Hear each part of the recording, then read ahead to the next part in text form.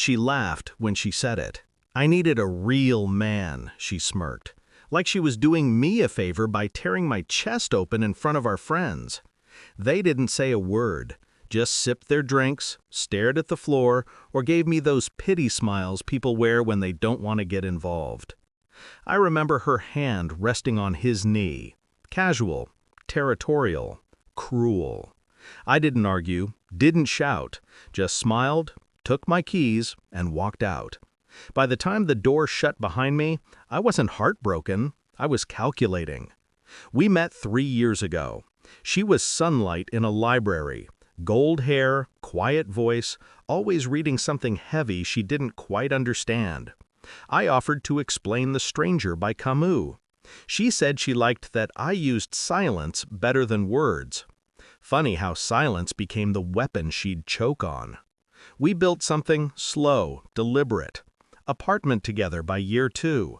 Shared friends, shared accounts, shared dreams that weren't really dreams, just obligations we kept mistaking for love. I thought we were honest. I thought I knew her. Then she started smiling at her phone more than at me. Late nights, work drinks, the smell of someone else's cologne clinging to her jacket. When I asked, she said, "You're being paranoid. Trust me." Trust. That was the word she liked to twist. The proof came in the form of a text I wasn't supposed to see. Her phone lit up on the counter while she showered. Just one message from him. Last night was worth every lie. I stared at it until the screen dimmed. Then I put the phone down exactly where I found it. No confrontation, no crying. I'd seen what begging does. It gives them power. I wasn't going to bleed for her entertainment. That night I lay beside her, listening to her breathe, memorizing every detail. The way she curled away from me, the faint scent of his cologne buried under hers. I realized something important. She didn't just betray me, she underestimated me. I spent the next month pretending everything was fine. I laughed at her jokes, kissed her forehead, told her I loved her when she walked out the door. Meanwhile, I moved the chess pieces. The lease was in my name, so was the car.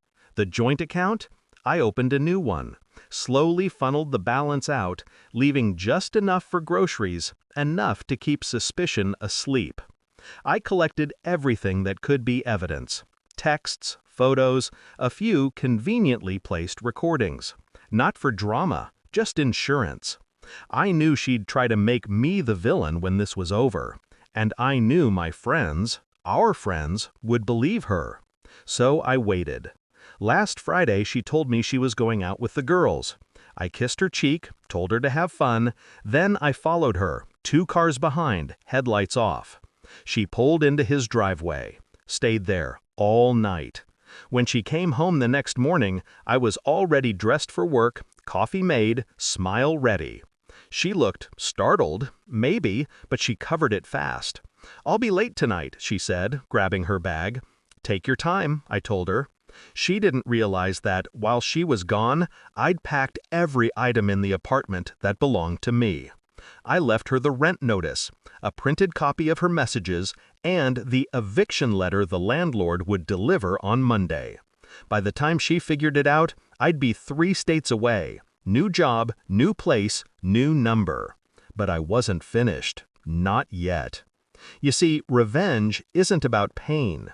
It's about perception. It's about letting them destroy their own reputation while you stand perfectly still. So I sent the proof. Every message, every picture. Not to her, to the group chat. The same friends who watched me get humiliated. No caption, no explanation. Just facts. Then I blocked them all. This morning, my phone lit up with 32 missed calls.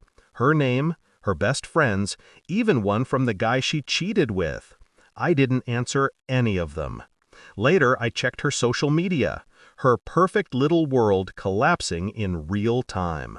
The sympathy posts were gone. The comments turned sharp. The job she bragged about?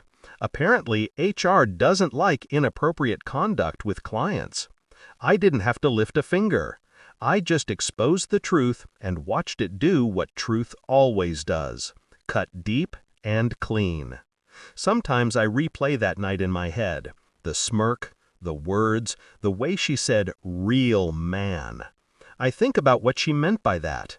A real man doesn't beg, doesn't break things or scream. A real man stands, smiles, and lets the storm destroy itself. So yes, she cheated. Yes, she laughed. And yes, I walked away. But now, when she calls, when her voice cracks and she says, "Please, can we talk?" I just look at the screen, watch the number climb, and smile. Because in the end, she was right. She needed a real man. She just never expected to meet one on the day she lost him.